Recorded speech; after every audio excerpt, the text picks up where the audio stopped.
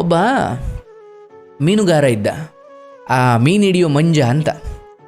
ಅವನಿಗೆ ಮದುವೆ ಆಗಿತ್ತು. ಅವನ ಕೆಲಸ ಏನು ಗೊತ್ತೇನು, ಕೆರೆಗೆ ಹೋಗಿ, ಆ ಊರಲ್ಲಿರೋ ಒಂದು ಕೆರೆಗೆ ಹೋಗಿ ಮೀನು ಹಿಡಿಯೋದು, ಆ ಮೀನನ್ನು ಪಟ್ಟಣಕ್ಕೆ ತಗೊಂಡೋಗಿ ಮಾರಿ ಅದರಿಂದ ಬಂದ ಹಣದಲ್ಲಿ ಜೀವನ ಮಾಡೋದು. ಅವನಿಗೆ ಮದುವೆ ಆಗಿತ್ತು. 13 ವರ್ಷದ ಒಬ್ಬ ಮಗ ಕೂಡ ಇದ್ದ. ಸೊ ಹೀಗೆ ಜೀವನ ಚೆನ್ನಾಗಿ ನಡೀತಾ ಇತ್ತು. ಆ ಮಗ ಯಾವಾಗಲೂ ಆಟ ಆಡ್ಕೊಂಡಿರ್ತಾ ಇದ್ದ. ಈ ಮೀನು ಹಿಡಿಯೋ ಮಂಜ ಮೀನು ಹಿಡಿಯೋಕೆ ಹೊರಟಾಗಲೆಲ್ಲ ಮಗನ ಕಡೆ ನೋಡ್ತಾ ಇದ್ದ. 13 ವರ್ಷದ ಮಗ ಆಟ ಆಡ್ತಾ ಇದ್ದಾನೆ. ಮಂಜನೂ ಈ ಮೀನು ಹಿಡಿಯೋ ವ್ಯಕ್ತಿನೂ ಅಂದುಕೊಂಡ, ಅಯ್ಯೋ ಬಿಡು ಪಾಪ, ಮಗನಿಗೆ ಈಗಲೇ ಯಾಕೆ ಸಂಸಾರದ ಉಸಾಬರಿ, ಆಟ ಆಡ್ಕೊಂಡು ಚೆನ್ನಾಗಿರಲಿ ಅಂತ. ಅವನು ಏನು ಪಾಪ ಮಗನನ್ನು ಬಾರೋ ಕೆರೆ ತಗೋಗೋಣ, ಮೀನು ಹಿಡಿಯೋದು ಕಲಿಸ್ತೀನಿ ಅಂತ ಏನು ಕರೀತಿರ್ಲಿಲ್ಲ. ಅಯ್ಯೋ ಮಗ ಆಟ ಆಡ್ಕೊಂಡು ಇರಲಿ ಅಂತ ಆತ ಸುಮ್ಮನೆ ಹೋಗ್ತಾ ಇದ್ದ. ಸೊ ಹೀಗೆ ಎಲ್ಲ ನಡೀತಾ ಇತ್ತು. ಒಂದು ದಿನ ಈ ಮಗನಿಗೆ ಒಂದು ಆಲೋಚನೆ ಬಂತು, ಈ 13 ವರ್ಷದ ಮಗನಿಗೆ.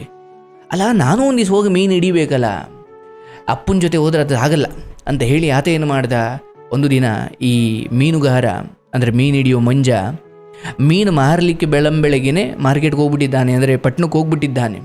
ಈಗ ತಂದೆ ಇಲ್ಲ ಮನೆಯಲ್ಲಿ. ಮಗ ಅಂದುಕೊಂಡ, ಇದು ಒಳ್ಳೆ ಸಮಯ, ಈಗ ನಾನು ಹೋಗಿ ಕೆರೆ ಹತ್ರ ಮೀನು ಹಿಡಿದು ಅದನ್ನು ತಂದು ಅಪ್ಪ ಅಮ್ಮನಿಗೆ ಸರ್ಪ್ರೈಸ್ ಮಾಡಿಬಿಡ್ಬೇಕು ಅಂತ ಹೇಳಿ ಈ ತಂದೆ ಪ್ರತಿದಿನ ಒಂದು ಡಬ್ಬದಲ್ಲಿ ಎರೆಹುಳು ಮತ್ತು ಆ ಗಾಳವನ್ನು ತಗೊಂಡು ಕೆರೆ ಕಡೆ ಹೋಗ್ತಾ ಇದ್ದಿದ್ದನ್ನು ಮಗ ನೋಡಿದ್ದ. ಈತ ಕೂಡ ಒಂದು ಗಾಳ, ಒಂದು ಡಬ್ಬದಲ್ಲಿ ಎರೆಹುಳ ತಗೊಂಡು ಕೆರೆ ಕಡೆ ಹೊರಟ.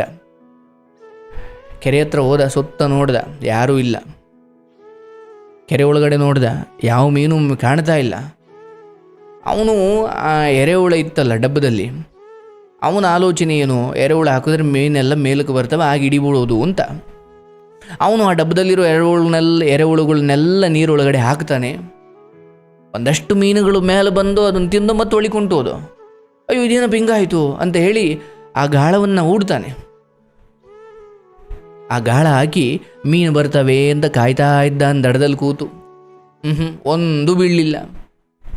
ಅಂದರೆ ಗಾಳಕ್ಕೆ ಎರೆಹುಳವನ್ನು ಚುಚ್ಚಿಸಬೇಕಿತ್ತು. ಅವನು ಅದು ಬಿಟ್ಬಿಟ್ಟ. ಆ ಎರೆಹುಳುಗಳನ್ನೆಲ್ಲ ಒಂದೇ ಸತಿ ಕೈಯಲ್ಲಿ ತೆಗೆದು ನೀರಿಗೆ ಹಾಕಿದ. ಆ ಮೀನುಗಳೆಲ್ಲ ಎರೆಹುಳ ತಿಂದ್ಕೊಂಡು ಸುಮ್ಮನೆ ಅದು.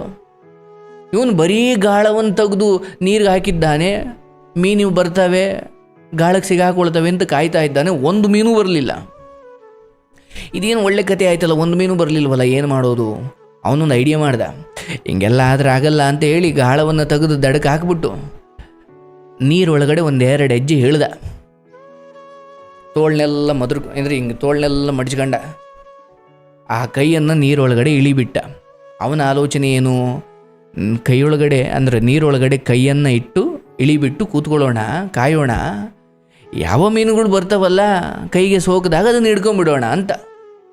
ಸೊ ಹಾಗೆ ನೀರೊಳಗಡೆ 4 ಹೆಜ್ಜೆ ಮುಂದಕ್ಕೆ ಹೋದ. ಕೈ ಇಳಿಬಿಟ್ಟ, ಕಾಯ್ತಾ ಇದ್ದಾನೆ, ಬಾಗಿ ಕಾಯ್ತಾ ಇದ್ದಾನೆ. ನೀರೊಳಗಡೆ ಕೈ ಇಳಿಬಿಟ್ಟು ಕಾಯ್ತಾ ಇದ್ದಾನೆ. ಏನೋ ಕೈಗೆ ಸೋಕ್ದಂಗೆ ಆಯಿತು. ಮೀನು ಸಿಕ್ತು ಅಂತ ಗಟ್ಟಿ ಹಿಡ್ಕೊಂಬಿಟ್ಟ. ಮೀನು ಸಿಕ್ಕಿದ ಖುಷಿಲ್ಲ, ಅದನ್ನು ಕೈ ಮ್ಯಾಕೆ ಎತ್ತಾನೆ, ಏನು ಕೆರೆ ಹಾವು ಸಿಕ್ಬಿಟ್ಟಿದೆ. ಅಯ್ಯೋ ಕಿಟ್ಟನ್ನು ಕಿರ್ಚಾಡೋಕೆ ಶುರು ಮಾಡಿಬಿಟ್ಟ. ಕೆರೆ ಹಾವು ಎಸ್ಬಿಟ್ಟ, ದೂರಕ್ಕೆ ಎಸ್ಬಿಟ್ಟ. ಭಯ ಆಗೋಯ್ತು. ಅಯ್ಯೋ ಆ 4 ಹೆಜ್ಜೆ ಮುಂದಕ್ಕೆ ಹೋಗಿದ್ನಲ್ಲ ನೀರೊಳಕ್ಕೆ, ದಡಕ್ಕೆ ಬರೋದೇ ಒತ್ತಾಗೋಯ್ತು. ದಡಕ್ಕೆ ಬಂದು ಮನೆ ಕಡೆ ಪೇರಿ ನಿಲ್ಲೇ ಇಲ್ಲ ಅಲ್ಲಿ. ಮನೆಗೆ ಹೋಗಿ ಅಷ್ಟೊತ್ತಿಗೆ ಅಪ್ಪ ಬಂದಿದ್ದ ಮಾರ್ಕೆಟಿಂದ. ಅಪ್ಪ ಹಿಂಗಾಯ್ತು ಅಂತ ಎಲ್ಲ ಹೇಳ್ದ. ಅವನು ಗದರ್ತಾನೆ. ಅಪ್ಪ ಗೊತ್ತಾಗಲ್ಲ ನಿನಗೆ ಆ ಕೆಲಸದ ಬಗ್ಗೆ ಗೊತ್ತಿತ್ತಾ? ಮೀನು ಹಿಡಿಯೋದು ಗೊತ್ತಿತ್ತಾ? ಇಲ್ಲ. ಅನುಭವ ಇಲ್ಲದೆ ಅಥವಾ ನಿನಗೆ ಅದ್ರ ಬಗ್ಗೆ ಗೊತ್ತಿಲ್ಲದೆ ನೀನು ಅದು ಹೆಂಗೆ ಓದೆ? ಇಲ್ಲ, ಯಾರಾದರೂ ಅನುಭವ ಇರೋರ ಹತ್ರ ಹೇಳಿಸ್ಕೊಬೇಕು. ಇಲ್ಲ, ಯಾವಾಗಲೂ ಮನೆ ಹತ್ರ ಆಟ ಆಡ್ಕೊಂಡು ಕೂತ್ಕೊಳ್ತಿದ್ದಲ್ಲ, 1-2 ದಿನ ನನ್ನ ಜೊತೆ ಬಂದಿದ್ರೆ ನಾನು ಕಲಿಸ್ತಿರ್ಲಿಲ್ವಾ? ಏನಿಲ್ಲ ಎಂತಿಲ್ಲ, ನಾನು ಸಂತೆಗೆ ಹೋದಾಗ, ನಾನು ಮಾರ್ಕೆಟ್ಗೆ ಹೋದಾಗ ಹೋಗ್ಬಿಟ್ಟನೆ. ಅದೇನೋ ಕೆರೆ ಹಾವಾಯಿತು ಸರಿ, ಯಾವುದೋ ವಿಷ ಇರೋ ಹಾವಾಗಿ ಕಚ್ಚಿದ್ರೆ ಏನು ಮಾಡ್ತಿದ್ದೆ? ಹೋಯ್ತಿದ್ದೆ, ಅನ್ಯಾಯ ಹೊರಗೋಯ್ತಿದ್ದೆ ಅಂತ ತಂದೆ ಕೋಪ ಬಂದ್ಬಿಡುತ್ತೆ. ಅಂದ್ರೆ ಆ ತಂದೆ ಹೇಳೋ ಮಾತುಗಳಿದ್ದಾವಲ್ಲ, ನಿನಗೆ ಅದ್ರ ಬಗ್ಗೆ ಅನುಭವ ಇದೆಯಾ? ಅದು ಗೊತ್ತಾ ನಿನಗೆ? ಅಥವಾ ಆ ವಿದ್ಯೆ ಗೊತ್ತಾ ನಿನಗೆ? ಮೀನು ಹಿಡಿಯೋದು ಗೊತ್ತಾ? ಗೊತ್ತಿಲ್ಲ. ಮತ್ತು ಅದು ಹೆಂಗೆ ಹೋದೆ? ಮತ್ತು ಇನ್ನೊಂದು ಸಾಲು ಸೇರಿಸ್ತಾನೆ. ಈಗ ಮನೆ ಹತ್ರ ಯಾವಾಗಲೂ ಆಟ ಆಡ್ಕೊಂಡು ಕೂತ್ಕೊಳ್ತಿದ್ದಲ್ಲ, 4 ದಿನ ನನ್ನ ಜೊತೆ ಮೀನು ಹಿಡಿಯೋಕೆ ಬಂದಿದ್ರೆ ನಿನಗೆ ಕಲಿಸ್ಕೊಡ್ತಿದ್ದೆ. ಇದು ಜೀವನ ಪಾಠ. ನಮ್ಮನೇಲಿರೋ ಮಕ್ಕಳು ಅವರು ಓದ್ತಾ ಇರ್ಬೋದು ಅಥವಾ ಏನೋ ಬೇರೆ ಕೆಲಸ ಮಾಡ್ತಾ ಇರ್ಬೋದು. ಬಹುಶಃ ನಾಳೆ ಒಂದು ದಿನ ಮನೆಯಲ್ಲಿ ತಾಯಿ ಇಲ್ದಂಗೆ ಆಗ್ಬೋದು, ಅಥವಾ ಹೆಂಡತಿ ಎಲ್ಲ ಊರಿಗೆ ಹೋಗ್ಬೋದು.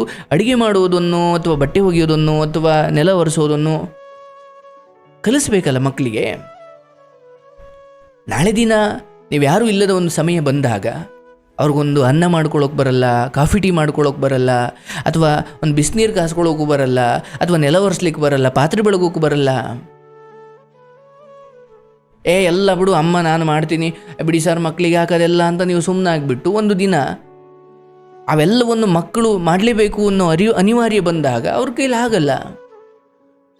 ಆಗ ಗಣೇಶ ಮಾಡ್ರು ಅಂದ್ರೆ ಅವ್ರ ಅಪ್ಪನ ಮಾಡಿ ಕೂರಿಸ್ತಾರೆ. ಹಾಗಾಗಿ ಈ ಕಥೆ ಮೂಲಕ ತಿಳ್ಕೊಳ್ಳೋದೇನು, ಒಂದು, ಅನುಭವ ಇಲ್ಲದೆ ಜ್ಞಾನವಿಲ್ಲದೆ ಯಾವ ಕೆಲಸವನ್ನು ಮಾಡಲಿಕ್ಕೆ ಹೋಗಬಾರ್ದು. ಆ್ಯಂಡ್ 2, ಒಂದು ಅಡುಗೆಯನ್ನು, ಈಜಾಡೋದನ್ನು, ಡ್ರೈವಿಂಗನ್ನು ಅಥವಾ ಪಾತ್ರೆ ಬೆಳಗೋದು ಇವೆಲ್ಲ ಚಿಕ್ಕ ಕೆಲಸ ಅಲ್ಲ. ಇವೆಲ್ಲ ಆಗದೆ ಹೋದರೆ ಮನೆಯೇ ಮುಂದುವರಿಯಲ್ಲ. ಹೊರಗಡೆ ನೀವು ಏನೇನೋ ಕೆಲಸ ಮಾಡ್ಕೊಂಡು ಬನ್ನಿ, ಆದರೆ ಮನೇಲಿ ಪಾತ್ರೆಗಳು ಅಲ್ಲೇ ಬಿದ್ದವೆ, ಕಸ ಇಟ್ಟಾಡ್ತಾ ಇದೆ, ನೆಲ ಒರೆಸಿಲ್ಲ, ಅಥವಾ ಬಾಗಿಲು ತೊಳೆದಿಲ್ಲ, ಅಥವಾ ಈ ಪಾತ್ರೆ ಬೆಳಗಿಲ್ಲ, ಇವೆಲ್ಲ ಹಂಗಂಗೆ ಬಿದ್ದಿದ್ದಾಗ ಅದು ಮನೆ ಅನಿಸುತ್ತಾ? ಗಲೀಜು, ನೆಮ್ಮದಿ ಇರಲ್ಲ, ಶುಚಿತ್ವ ಇರಬೇಕು. ಹಾಗಾಗಿ ಹಿಂಗೆ ಸುಮ್ಮನೆ ಯಾವಾಗಲೂ ಫೋನ್ ನೋಡ್ಕೊಂಡು ಕೂತ್ಕೊಳ್ಳೋದ್ರ ಬದಲು, ಬಾರಮ್ಮ ಅಡುಗೆ ಕಲಿಸ್ತೀನಿ, ಬಾರಮ್ಮ ಪಾತ್ರೆ ಬೆಳಗೋದು ಕಲಿಸ್ತೀನಿ, ಅಥವಾ ಬಟ್ಟೆ ಒಗೆಯೋದು ಕಲಿಸ್ತೀನಿ, ಅಥವಾ ಇನ್ನೇನೋ ಕಲಿಸ್ತೀನಿ. ನೀವಿಲ್ಲದ ಸಮಯದಲ್ಲಿ ಅವ್ರು ಮಾಡ್ಲಿಕ್ಕೆ ಹೋಗಿ ಇನ್ನೇನು ವಾಷಿಂಗ್ ಮಿಷಿನ್ಗೆ ಬಟ್ಟೆ ಹಾಕೋದು ಗೊತ್ತಿರಲ್ಲ, ಅಥವಾ ಪಾತ್ರೆ ಬೆಳಗೋದು ಗೊತ್ತಿರಲ್ಲ. ಸೊ ಹಾಗಾಗಿ ಎಲ್ಲ ಸ್ವಲ್ಪ ಚೆನ್ನಾಗಿ ನಡಿಬೇಕಾದ್ರೇ ಮಕ್ಕಳಿಗೆ ಅದನ್ನು ಹೇಳ್ಕೊಡ್ಬೇಕು. ಇಲ್ಲ ನೀವು ಇಲ್ದಿರೋ ಸಮಯದಲ್ಲಿ ಮಾಡ್ಲಿಕ್ಕೆ ಹೋಗಿ ಎಲ್ಲ ಹಾಳು ಮಾಡ್ತಾರಷ್ಟೇ. ನನಗೆ ಖುಷಿ ಇದೆ, ನಾವು ಹಳ್ಳಿಯಲ್ಲಿದ್ದಾಗಲೇ ಇನ್ನು ನಮ್ಮ ಮಾವಂದಿರಿಗೆ ಯಾರಿಗೂ ಮದುವೆ ಆಗಿರಲಿಲ್ಲ. ಅಂದರೆ 2 ಮಾವಂದಿರಿದ್ರಲ್ಲ, ಅವರಿಬ್ಬರಿಗೂ ಮದುವೆ ಆಗಿರಲಿಲ್ಲ. ಅಂದರೆ ನಮ್ಮ ಅತ್ತೆದಿರು ಇನ್ನೂ ಯಾರೂ ಬಂದಿರಲಿಲ್ಲ. ಆಗ ನಮ್ಮ ಅಜ್ಜಿ ಅವರು ಹೀಗೆ ಹೊರಗಡಿಕಾದಾಗ ನಾನೇ ಬೆಳಗ್ಗೆದ್ದು, ಅಂದರೆ ಹಳ್ಳಿ ಅಲ್ವಾ, ನಿಮಗೆ ಹಳ್ಳಿ ಇದ್ದರೆ ಗೊತ್ತಾಗುತ್ತೆ, ಸಗಣೀರು ಹಾಕೋದು ಅಂತ. ಬಕೀಟಿಗೆ ನೀರು ಹಾಕಿ ಅದಕ್ಕೆ ಸಗಣಿ ಕಲಸಿ ಮನೆ ಮುಂದೆ ಸಗಣೀರು ಹಾಕಿ, ಮೊದಲು ಹೊಸ್ಲೆಲ್ಲ ತೊಳೆದು ಸಗಣೀರು ಹಾಕಿ ಅದನ್ನು ಗುಡಿಸಿ, ನಾನು ಇವತ್ತಿಗೂ ರಂಗೋಲಿ ಬಿಡ್ತೀನಿ ನಮ್ಮ ಮನೇಲಿ. ಯಾವಾಗಾದ್ರೂ ಬಂದರೆ ಆಶ್ರಮಕ್ಕೆ ನಮ್ಮ ಅಮ್ಮನ ಕೇಳಿ ನೋಡಿ, ಆ ರಂಗೋಲಿ ನಾನೇ ಬಿಡೋದು ನಮ್ಮ ಮನೇಲಿ. ಅಂದರೆ ಪ್ರತಿದಿನ ನನಗದೊಂದು ರೂಢಿ. ಈಗ ಒಂದು 5:30, 4:45 ಎದ್ದರೆ ಎಲ್ಲ ಕ್ಲೀನ್ ಮಾಡಿ ಮನೆ ಮುಂದೆ ನೀರು ಹಾಕಿ ರಂಗೋಲಿ ಬಿಟ್ಟು, ನನಗೆ ಯಾವ ಬೇಸರವೂ ಇಲ್ಲ. ಜನ ಓಡಾಡ್ತಿರ್ತಾರೆ, ನೋಡ್ತಾರೆ, ಅವ್ರಿಗೆ ನನಗೇನು ಬೇಸರ ಇಲ್ಲ. ಈಗ ನಮ್ಮ ಅಮ್ಮನಿಗೆ ಹೆಲ್ಪ್ ಮಾಡ್ಲಿಕ್ಕೆ ನನಗೆ ಯಾಕೆ ಬೇಸರ? ಅಥವಾ ಓಕೆ, ನಾಳೆ ನನ್ನ ಮನೆ ಅಲ್ವೇ, ನಾನು ಮಾಡ್ಕೊಳ್ಬೇಕಲ್ಲ.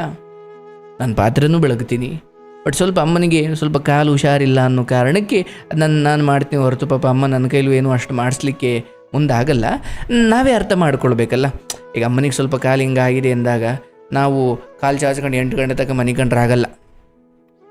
ಅಮ್ಮ ಚೆನ್ನಾಗಿರಲಿ ಅಥವಾ ಏನೋ ಹುಷಾರು ತಪ್ಪಿರಲಿ, ಬೇಗ ಎದ್ದೇಳಬೇಕು. ಸೊ ನಾನು ಇದನ್ನು ಊರಲ್ಲೇ ನಮ್ಮ ಅಜ್ಜಿ ತಾತ ನಾವು ಇಷ್ಟೇ ಇದ್ದಾಗ, ಇನ್ನೂ ಅತ್ತೆದಿರು ಯಾರು ಬಂದಿಲ್ಲದೆ ಇದ್ದಾಗಲೇ ನಾನು ಸಗಣೀರು ಹಾಕ್ತಾ ಇದ್ದೆ, ಗುಡಿಸ್ತಾ ಇದ್ದೆ, ರಂಗೋಲಿ ಬಿಡ್ತಾ ಇದ್ದೆ, ಪಾತ್ರೆ ಬೆಳಗ್ತಾ ಇದ್ದೆ.